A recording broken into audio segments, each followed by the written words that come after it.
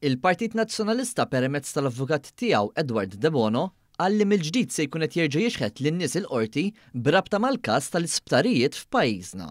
Dan minkejja s-sentenza tat Tribunal Internazzjonali tal-ICC fejn imkien ma jidher li l-Gvern insteraq 400 miljun euro.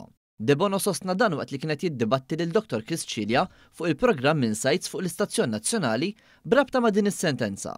Kien propju wara li Cilja sostna l-punt li ma nsteraq xejn li Edward De Bono ntilef f'dadija tajjat jgħid li se jerġgħu jiftħu kawża oħra. Li mhux tal-li ma nsteraq xejn, tal-li l-Gvern Malti fadallu jagħti mal-4 miljuni l-istjuwa. Għas-servizzi kollha korrotti li jeflis barra li ġejja kawża oħra biex nippruvaw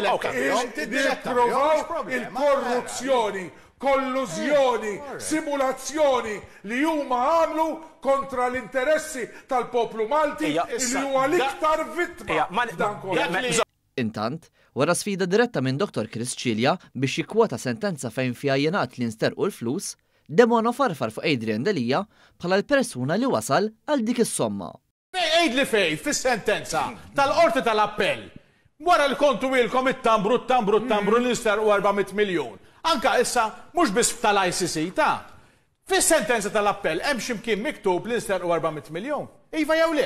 Is-somma ta' Iva jew le? Minu tafti. Ma le, is-somma ta' 400 miljun. Min fejn Din l-iskumdita deret anke fuq Adrian Delija nnifsu hekk kif il-ġimgħa xandar id-dibattitu tiegħu mal-Ministru għall-Ġustizzja Ġenita Nattart fuq dan l-istess suġġett. Tribunal ikkonstata illi ta' kull solt li ħallasna rċifejna xi ħaġa lura. X'tgħidlu dak Mark inti? Xewtu.